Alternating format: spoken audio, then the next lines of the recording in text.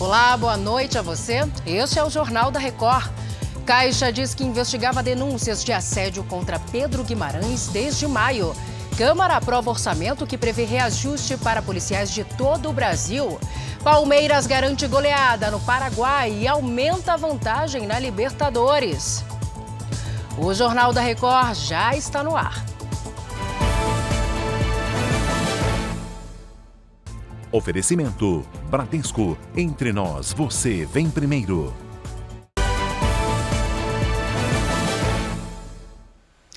A Justiça do Rio realizou a primeira audiência de instrução e julgamento contra policiais que participaram de uma operação na comunidade do Jacarezinho em maio do ano passado.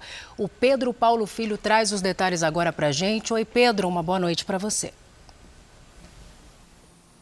Oi, Salsi, uma boa noite para você e a todos. Olha, 6 moradores e um policial foram ouvidos pelo juiz responsável pelo caso.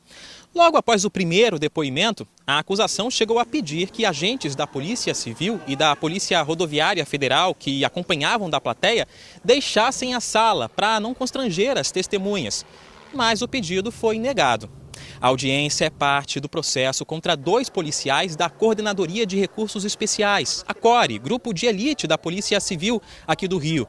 Eles foram denunciados pela morte de um morador e também pela alteração do cenário do crime antes da perícia. Esse caso aconteceu durante a operação que terminou com 28 mortos há pouco mais de um ano. Salsi. Obrigada, Pedro, pelos detalhes. Agora vamos falar dos funcionários que ficaram feridos no incêndio da Santa Casa de Belo Horizonte. A gente acompanhou esse caso essa semana. A Virgínia Nalon atualiza as informações para a gente. Oi, Virgínia, uma boa noite para você. Qual o estado de saúde deles? Boa noite, Salsi. Enfim, uma boa notícia em meio a tanto caos. Nesta quarta-feira, 2 funcionários que estavam internados na enfermaria tiveram alta, outros 2 que estavam no CTI, um já teve alta para a enfermaria e o outro ainda vai ser reavaliado para também receber alta. As cirurgias eletivas que foram suspensas em um primeiro momento voltaram a ser realizadas nesta quarta. Já os leitos do CTI do 10º andar seguem interditados e sem previsão de reativação. Para compensar, foram abertos leitos de terapia intensiva no 2º andar. A gente acompanhou aí na noite da última segunda-feira, o fogo começou no sistema de oxigênio e se alastrou pelo 10º andar. Salsi. Obrigada pelas atualizações, Virgínia. A Comissão de Orçamento da Câmara autorizou o aumento de salário para policiais em todo o Brasil. Quem traz as informações direto de Brasília é a Narla Aguiar. Oi, Narla. Boa noite, Salsi. A proposta de lei de diretrizes orçamentárias aprovada nesta quarta-feira autoriza a reestruturação e recomposição salarial da Polícia Federal, da Polícia Rodoviária Federal e da Polícia Penitenciária. Também foram incluídas as Polícias Civil, Militar e os Bombeiros Militares do Distrito Federal. Mas para que isso ocorra, o plano deve ser incluído pelo governo no projeto da lei orçamentária do ano que vem. Também foi aprovado o preenchimento das vagas relativas aos concursos públicos dessas carreiras dentro dos limites da Lei Orçamentária de 2023. Salsi. Narla, eu continuo com você porque a Caixa Econômica Federal divulgou uma nota, isso agora à noite, em que disse que investigava desde maio as denúncias de assédio sexual contra o ex-presidente do banco, o Pedro Guimarães. Isso, Salsi. A Caixa Econômica Federal informou que o assunto vinha sendo tratado internamente em sigilo e que já entrou em contato aí com as denunciantes que permanecem no anonimato. O banco destacou que foram realizadas diligências internas e que foram colhidos materiais que estão em avaliação. O comunicado veio depois do anúncio do pedido de demissão de Pedro Guimarães, suspeito de cometer assédio sexual contra funcionários do banco. Salsi. Obrigada, Narla, pelos detalhes. E a nova presidente da Caixa já participou aqui do JR Entrevista. Daniela Marques é criadora do projeto Brasil para Elas, um programa de crédito para mulheres empreendedoras. E tudo que a gente discute nessa questão da mulher e do empreendedorismo feminino, que é a mulher se desdobrar entre a sua carreira profissional, os cuidados com a casa, o cuidado com o idoso e o cuidado com os filhos, a pandemia sobrecarregou muito e principalmente essa questão de terem ficado sem aulas, fez com que muitas perdessem o emprego e tivessem que começar a empreender e se virar em casa. Então, quando a gente estava desenhando essa política de crédito empreendedor que a gente vinha conversando, a gente teve a sensibilidade de tentar, vamos enfocar e acelerar nas mulheres. Eu perguntei ao presidente Bolsonaro por que as mulheres são donas de 80% das decisões de consumo e só 20% do crédito, sendo que hoje estão falando de 30 milhões de mulheres empreendendo no Brasil. Então, tem algum obstáculo que a gente trouxe para o centro da política pública, esse tema, vem sendo trabalhado por redes de apoio, tem várias alianças de mulheres empreendedoras Brasil afora, vinha sendo trabalhado pelo nosso governo no Ministério da Mulher, no Ministério da Cidadania, e a gente agora concatenou isso tudo para focar na independência financeira da mulher e ter a sensibilidade de construir política pública para remover esses obstáculos. Então, se empreender já é um obstáculo, eu brinco que a mulher larga cinco passos atrás nessa corrida e a gente quer investir em capacitação financeira e técnica, em crédito e em tecnologia para que a mulher, facilitar que a mulher realize seus sonhos e conquiste a independência financeira dela e da família. A Procuradoria-Geral da República defendeu no Supremo Tribunal Federal o arquivamento do pedido de investigação dos comandantes da Marinha, do Exército e da Aeronáutica. O pedido apontava suposto envolvimento na propagação de dúvidas sobre o sistema eleitoral brasileiro. Para a PGR, não há provas que justifiquem a instauração de inquérito. A Câmara de Vereadores de São Paulo aprovou nesta quarta-feira um projeto de lei que prevê uma série de medidas de combate à fome. O Pedro Leão já está aqui comigo e tem as informações sobre este projeto. Oi, Pedro, boa noite. Boa noite, Salsi, e todos que acompanham o Jornal da Record. O projeto encaminhado pela Prefeitura de São Paulo prevê a compra de alimentos, produtos de limpeza e higiene pessoal para serem entregues a famílias carentes. O texto cria uma série de programas como o Armazém Solidário, com produtos vendidos a preços subsidiados, o Cidade Solidária, que distribui cestas básicas, e o Bom Prato Paulistano, com refeições de baixo custo. O projeto também prevê ajuda financeira para quem acolher pessoas em situação de rua. O texto agora vai para a sanção do prefeito Ricardo Nunes. O último levantamento oficial apontou que a cidade de São Paulo tem cerca de 32 mil pessoas vivendo nas ruas. Salsi. É um dado alarmante, não é, Pedro? Obrigada pelas informações.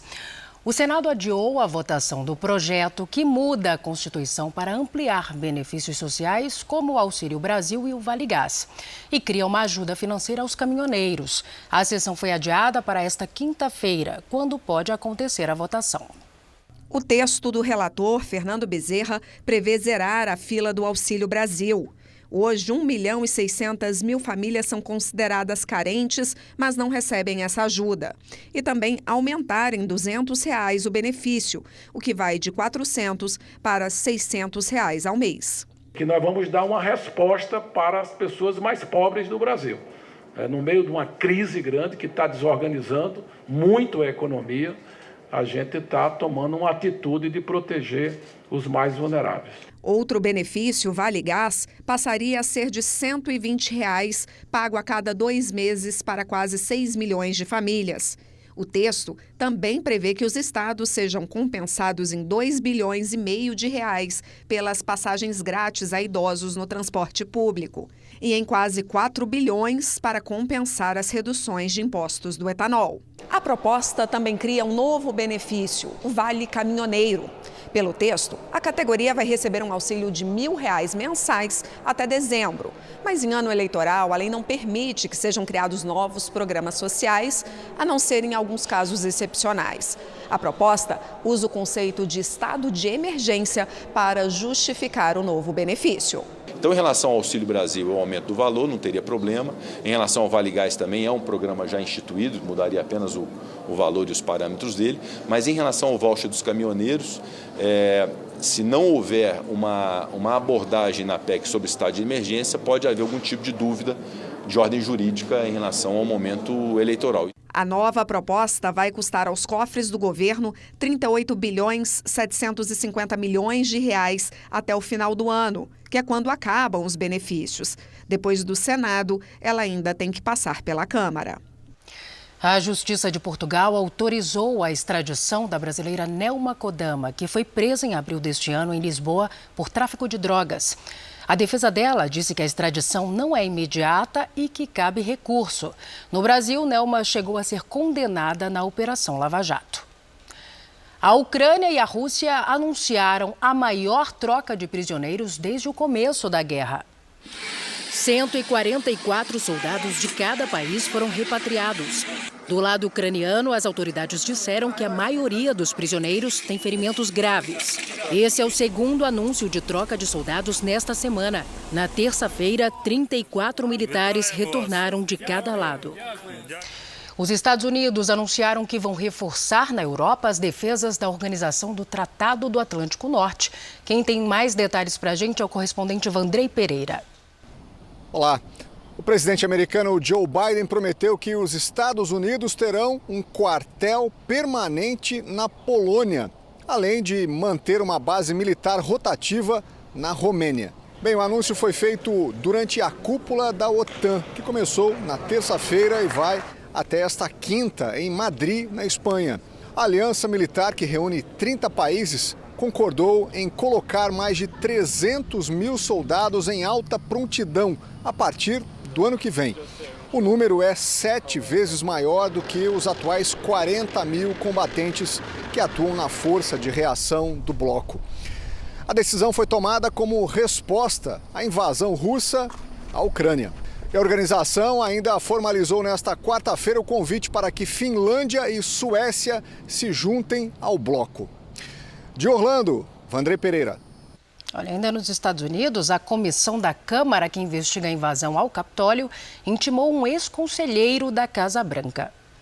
Pat Cipollone foi obrigado a depor na comissão depois de ser citado em depoimento na terça-feira. Segundo testemunhas, o ex-conselheiro pode esclarecer os eventos de antes e depois da invasão.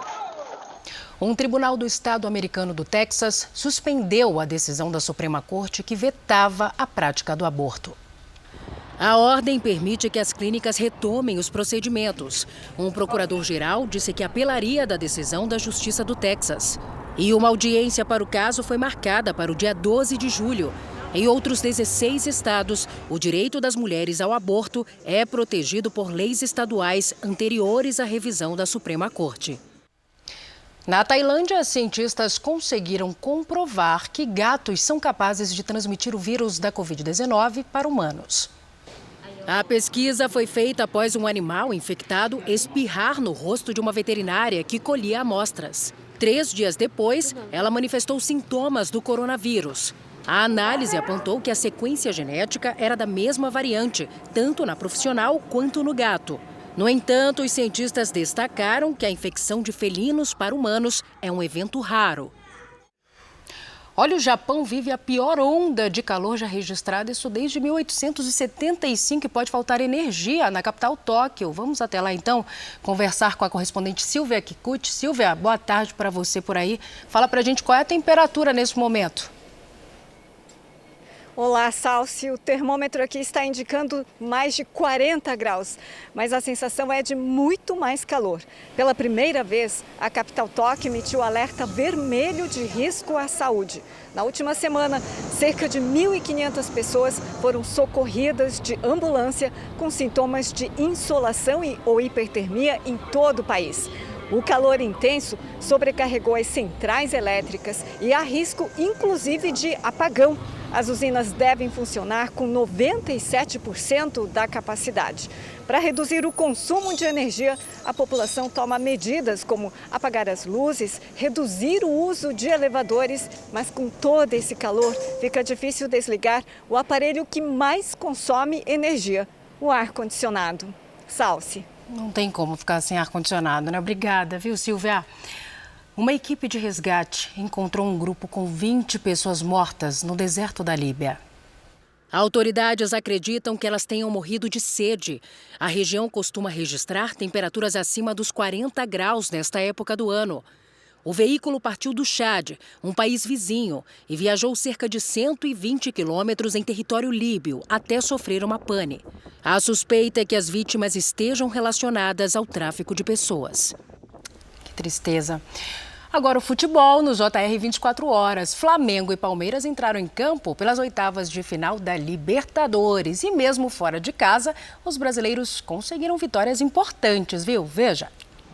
Em Assunção, no Paraguai, o Palmeiras não deu chances ao Cerro Porteño. Rony marcou o primeiro.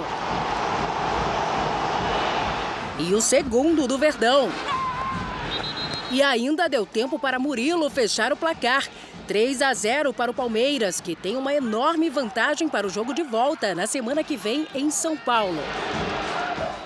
A nota triste fica por conta dos gestos racistas de torcedores paraguaios. Mais um caso lamentável nessa Libertadores. Em Ibagué, na Colômbia, o Flamengo derrotou o Tolima com esse bonito gol de Andréas Pereira. Os dois times decidem a vaga nas quartas de final na semana que vem, no Maracanã. Seguimos com futebol. Pela Copa Sul-Americana, o Santos foi à Venezuela enfrentar o Deportivo Táchira e o Ceará venceu de virada o The Strongest da Bolívia. Depois do escanteio, a defesa do time brasileiro não conseguiu afastar e Ursino marcou para os donos da casa. No gol de empate, Eric recebeu na área e bateu de primeira. Quase no último lance da partida, Zé Roberto garantiu a virada do Ceará, 2-1. A decisão da vaga nas quartas de final acontece na próxima quarta no Castelão, em Fortaleza. Na Venezuela, o Santos marcou o primeiro, mas o gol foi contra de Zanocelo. Sorte do Peixe, que no segundo tempo, Brian Angulo marcou o gol de empate, final 1-1. Santos e Deportivo Táchira decidem a vaga na Vila Belmiro na semana que vem. Bem, este foi o Jornal da Record. Outras informações no Fala Brasil, que começa às 8h30 da manhã. Você fica agora com o Fala que eu te escuto. Uma ótima noite para você. Cuide-se. Tchau.